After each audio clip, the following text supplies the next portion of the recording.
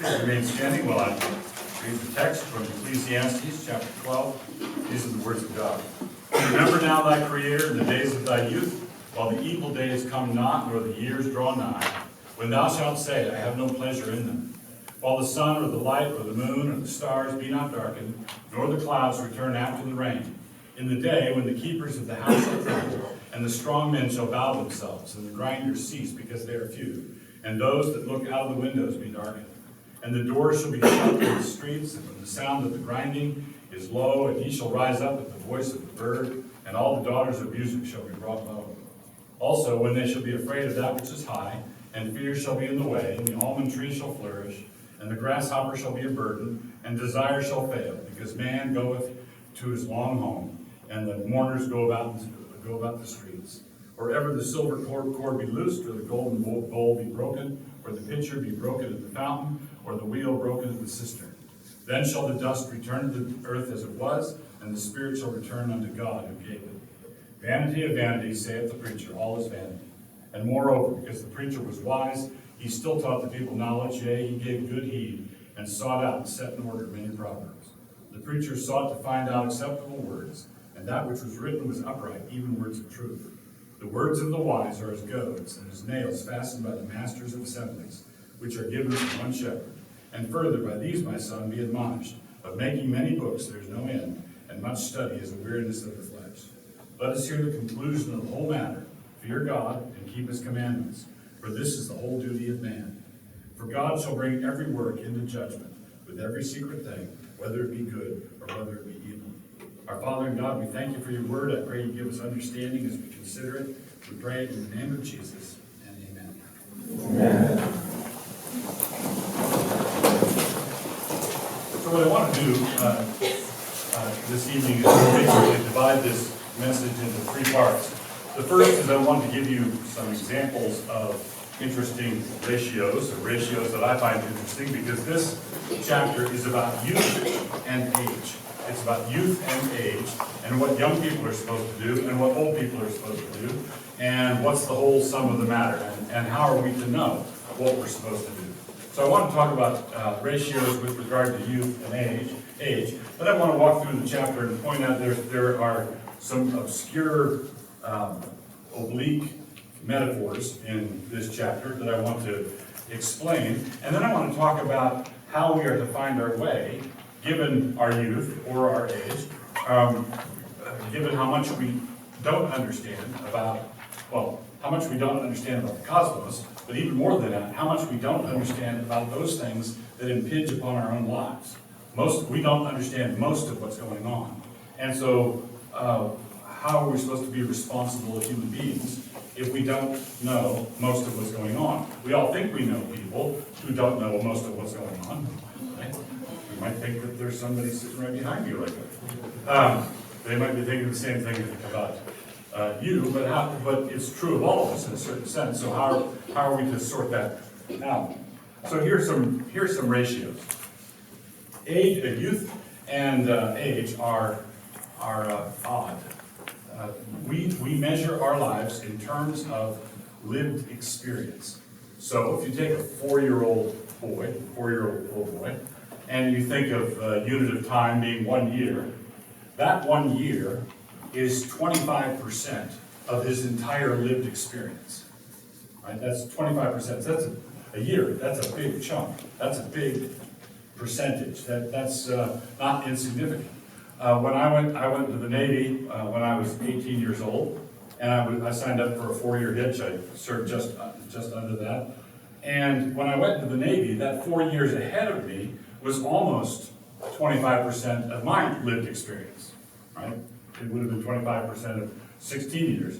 4 years was not an insignificant chunk of time because of how long I'd been around.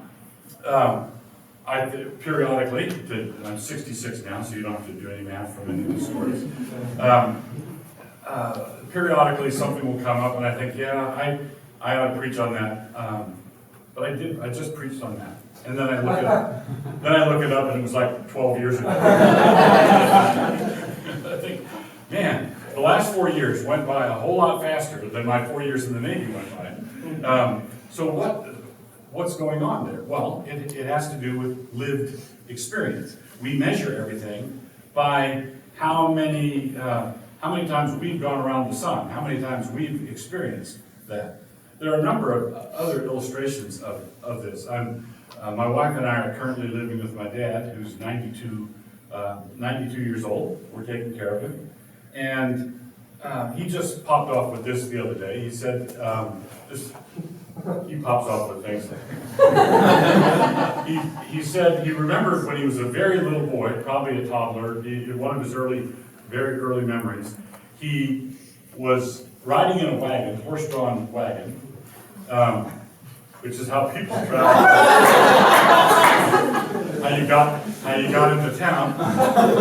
One time his family actually moved from, I think it was Nebraska to Dakota before my dad was born, but they moved in a covered wagon with rubber tires. They had modern tires. It was a covered wagon, and off they went. So off they went. So he was a little boy in this wagon, and he remembers that the man driving the wagon was 65 years old. And he says he could not comprehend anything that ancient and decrepit. He had no categories, and his observation was from his outpost of being 92. He'll periodically, I'm 92 years old. How did this happen? Well, a few years ago, I figured this out so you could make a similar point. You figured it out fresh, but this was during Obama's administration, just a few years, second term. And I figured out that having been born in 1953, if you took my age and set it up on end in 1953 and tipped it back into the past, right? And then tipped it forward into the future, so the end would land where I now was. My birthday was closer to the administration of President Benjamin Harrison than it was to the last year of Obama's administration. It was closer to the 1880s than it was to the last year of Obama's term. Then there's another one. And some of you have heard this story before, but it's one of my favorites. There's a gentleman, elderly gentleman who lives in the Nashville area, whose name is John Tyler, I believe. And he's probably in his 80s now, but he's still alive. He's spoken at George Grant's school there. And it was an odd circumstance because his father was conceived when his dad was in his 80s, right? So this guy, John Taylor, was conceived when his dad was in his 80s, and then it happened 2 times in a row. Grandpa conceived his father when he was in his 80s, and the same thing happened again. And so the grandfather was President Tyler of the United States, who was president before the war between the states. Okay, you with me? So there's a guy alive today whose grandfather, right, whose grandfather was before the Civil War. And he said he got a big kick out of it one time. He was flying across the Pacific and in a jet airliner, and he was able to say to the guy in the seat next to him, you know, as my grandfather once said to his good friend, Patrick Henry, are there people in Moscow who are 100 years old? Yeah. And when were they born? They were born in 1920. My mom, now with the Lord, was born in 1919. So 1920. When that kid was born, as a newborn baby, were there people in that person's town who were 100 years old? Yeah. When were they born? 1820. 2 lifetimes, 1820. 3 lifetimes, 1720. 4 lifetimes, 1620. 10 lifetimes, 10 such lifetimes, and you're back to William the Conqueror. And 20, you're back to the time of Christ. It wasn't that long ago. We think it was that long ago because our lives are like fruit flies. We measure everything by what's going on around us, right? James says our lives are a mist. We come and we go. So we think, I have to read about that in the history book. Well, it wasn't that long ago. It's not that, and so consequently, we tend to measure everything by ourselves, by our own lived experience. And so Protagoras wanted to say that man is the measure of all things. Well, that's a humanistic philosophy that people apply to philosophy and whatnot, but it also applies to your direct experience, how you're experiencing life now. Are you going to measure everything by the fact that you experience one moment after another in succession, or are you going to measure it by the grass withers, the flower fades, the word of the Lord endures forever? So all of these ratios explain to us that being old is not that big a deal. Being young is not that big a deal. It's just what we're experiencing right now. And the fact that you're old does not mean you have it all figured out. And the fact that you're young does not mean you have it all figured out. And so we have to know where to turn as we're trying to learn, well, who does have it all figured out? What are we supposed to do? How are we supposed to live? Well, let me make a few comments about some of the more obscure things in this chapter, and then I want to talk about those things that we can do. The young in this chapter are encouraged to do two things, one characteristic and the other not. They're told so Solomon, I take Solomon as the author of this book, and he says young people do two things. One's characteristic of your age and the other is not. Enjoy it now. Right? Enjoy it now. Enjoy your youth and your energy and your aggressiveness and all the things that you take for granted. Enjoy it now. The light of day and the vigor of youth is truly sweet, Ecclesiastes says. So, it's sweet. Taste it now. Enjoy it now. Now, one of the things you have to remember from earlier in the book is that, and it comes up again here in verse 8, vanity of vanities, saith the preacher, all is vanity. Well, what is meant by all is vanity? What's meant is that under one of the phrases that occurs over and over and over again in the book of Ecclesiastes is the repeated phrase, under the sun. Under the sun, under the sun, under the sun, under the sun, all is vanity. With Jean-Paul Sartre, the French existentialist philosopher, said something, most of what he said was nonsense, but this was right on the money, but then he rebelled against it. He said, without an infinite reference point, every finite point is absurd. Without an infinite reference point, every finite point is absurd. Now, he then said there was no infinite reference point, and so everything's absurd, and so you have to make your own meaning. He embraced the folly, in other words, but he was correct in the premise. Without that infinite reference point, every finite point is absurd. So earlier in Ecclesiastes, we're told repeatedly, under the sun, everything is meaningless, everything is vanity, everything is repetitive, everything. And it's like everyone is given, all people, believers and non-believers alike, are given worldly goods. Food, music, sex, all of these wonderful things that are given to us by God. And the non-believers are, when I preached on Ecclesiastes a number of years ago, and my thoughts on Ecclesiastes are in a book called Joy at the End of the Tether. So that's what Ecclesiastes is. It's explaining to you how to have joy at the end of your tether. Your physical limitations, your life in this vain world is absurd. Absurd. And it's hard to put this into words, but when I was working through all this, I remember standing in the doorway of my house out on Polk Street, up above the Grays, and I was looking down at Polk Street, and there was a guy in a pickup truck who was tootling down the road. And I thought, and it was very insightful at the moment, and maybe I'll have to explain it to you, but I thought to myself, well, there he goes.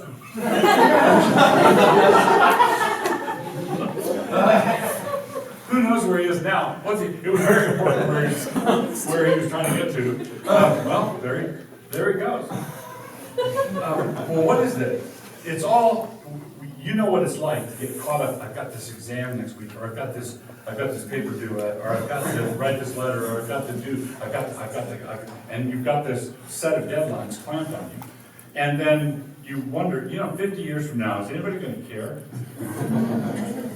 How many people will care 50 years from now, whether you go to bed now or 20 minutes from now? 0. But won't my great-great-grandchildren know, won't they care? No, they won't know your name. They're going to have to find out, they're going to have to look it up on Ancestry. They're going to have to study it. Now, what is it that makes, how can I view life that way, as vanity or absurdity, and enjoy it? Well, the example I used was, it's as though God gives everybody cans of peaches. He gives everybody cans of peaches. And he gives believers can opener, right? And non-believers can look at the picture on the label. They can collect labels. They can say, I've got more cans of peaches than you do. The one thing they cannot do is taste and enjoy it. They can collect it. They can compete with it. They can do all sorts of things except enjoy the sweetness of the peaches, right? Believers can recognize how absurd the whole enterprise is under the sun. But because we have a transcendent reference point outside this world's order, we can embrace and enjoy our finitude. We can embrace and enjoy how limited we are. So, enjoy it now. The light of day, the vigor of youth is truly sweet, so enjoy it now. While you can, verse 8, a man who rejoices for many years must still prepare for the coming many days of darkness and vanity. So, aging, as a friend of mine, Fred Cole, he was an elder in our church for a number of years. He's now with the Lord. He used to say, old age is not for sissies. And it's very true. Old age is not for sissies at all. It's rough, as we have explained in this chapter. Days of darkness and vanity. We cannot get away from it. We can't get away from this age by lying about it. We have to receive it as from God and with a clear head. This is coming, and it's coming. We're all on this big conveyor belt, and you can't speed it up or slow it down. Botox or no Botox. Some people, they're not. It's like they're being embalmed before they're.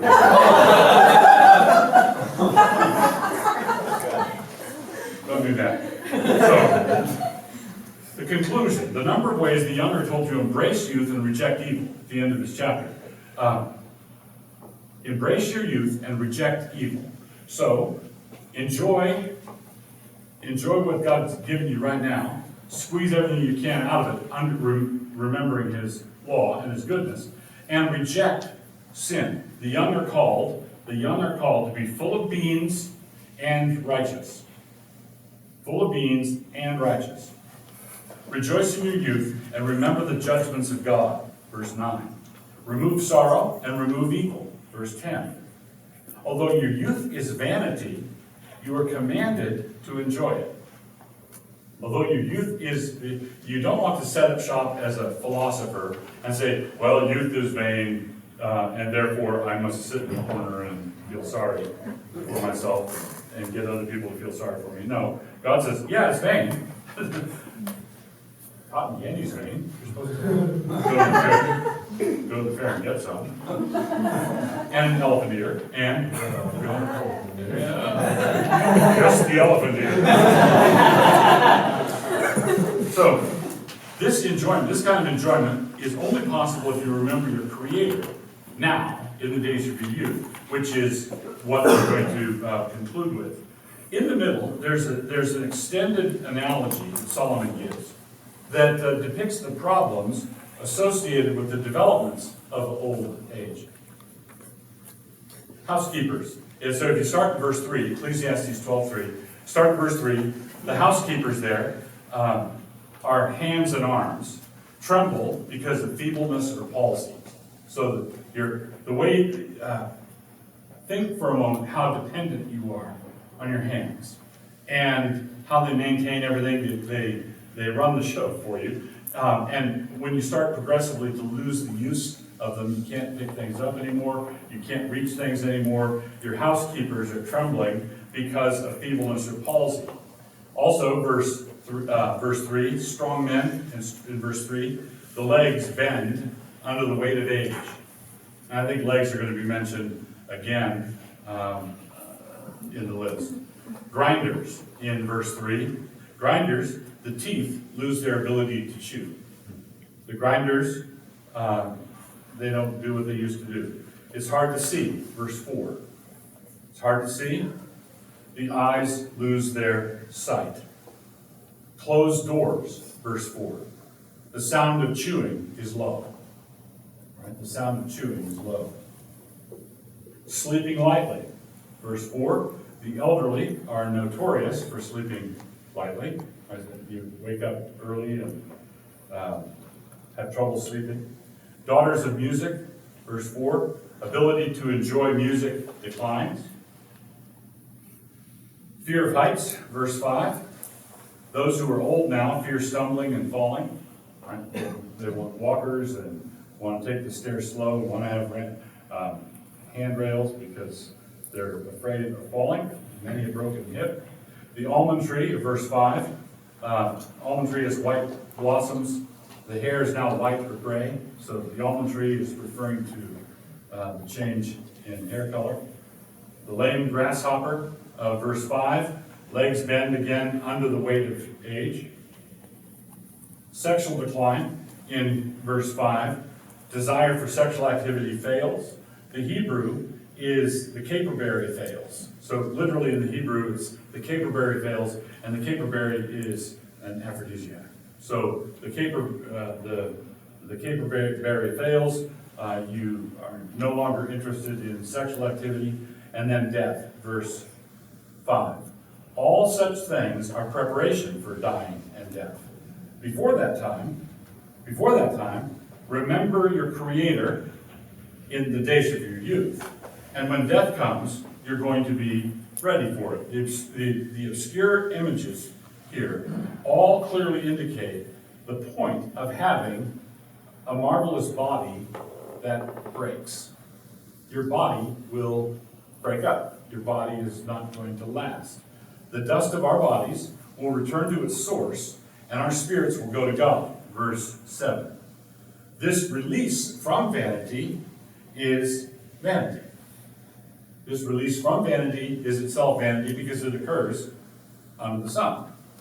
Okay? Now that doesn't mean that the triune life is vanity. That's not the case because God is infinite and infinitely perfect, and he doesn't need an external transcendent reference point to validate who he is. We are finite, and so we do. We are finite, and so we need to be anchored to something. So, here is the conclusion of the matter, Solomon says. The Proverbs were set in order. He put everything together in Ecclesiastes in the order he did on purpose. Verse 9. The book is not, contrary to what many people think, the book is not a book of nihilistic despair. These are words of truth, he says in verse 10. This is the truth. Solomon tells us that we've been provoked into wisdom, and that these nails have been placed with precision, and all directed by God. So, if someone is not mastered by a short book like this one, the remaining big fat books will be nothing but weariness. Why master the short books like this one first, and then tackle the big ones, because there will always be more big ones coming. And Solomon wraps it up. Here's the conclusion of the whole thing, and then I want to emphasize this for a while. I'm going to jump up and down. This is where we've come. Fear God and do what he says. Fear God and do what he says. This is our portion and our all, and when we receive it, we are receiving joy from his hand. So, fear God and do what he says. What does that amount to? What that means is, remember I said that we don't know all the variables that impinge on our own life. We don't know what's going on. We don't know what's going on in the next room. We don't know what's going on in the food chain that's supplying the next, your next meal that's going to give you food poisoning and do you have to pray when you go to a restaurant? Do you have to pray agonizing over the menu? Oh Lord, thou knowest where the food poisoning is. No. He does know, but he's not telling. He does know because he wants us to walk by faith.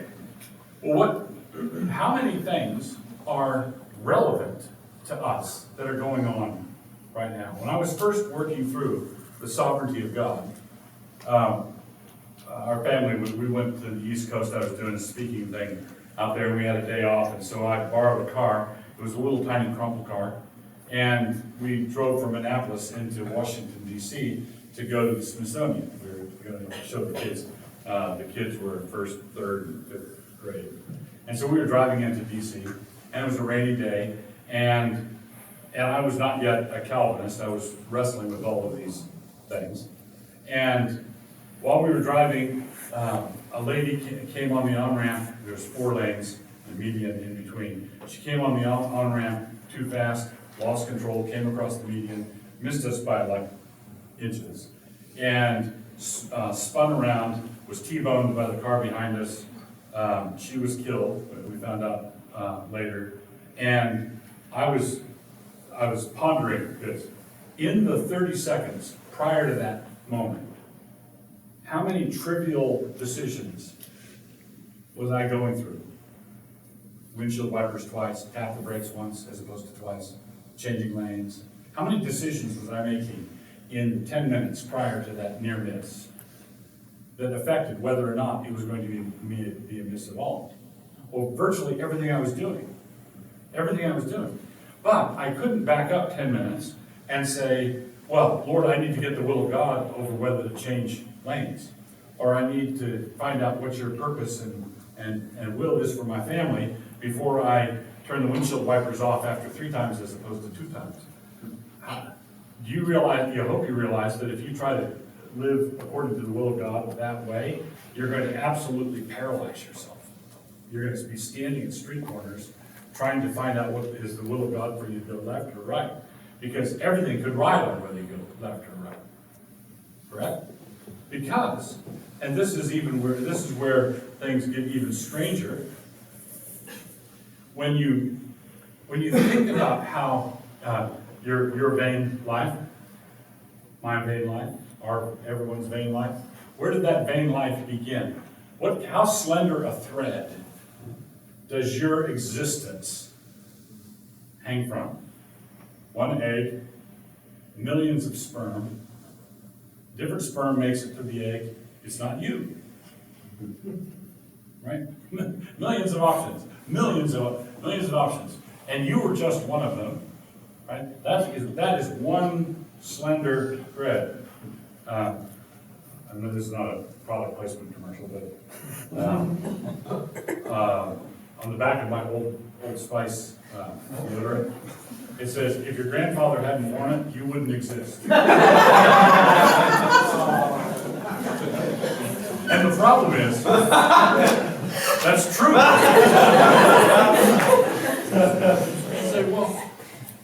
So it's like the human race is like a mobile, like under the ceiling, and every person is a little, foil thing shimmers for a while, and then another slender thread, 3 kids, 10 kids, 10 grandkids, all the way down. Adam and Eve, and everything fans out from there. Now, how many decisions do you make every day that affect all of that? If you it's not like, oh, come on, turning left or turning right is not a matter of great importance. It is too, right? Because if you turn left, it's going to be this group of hundreds of thousands of descendants. And if you turn right, it's going to be that group of hundreds of thousands of descendants.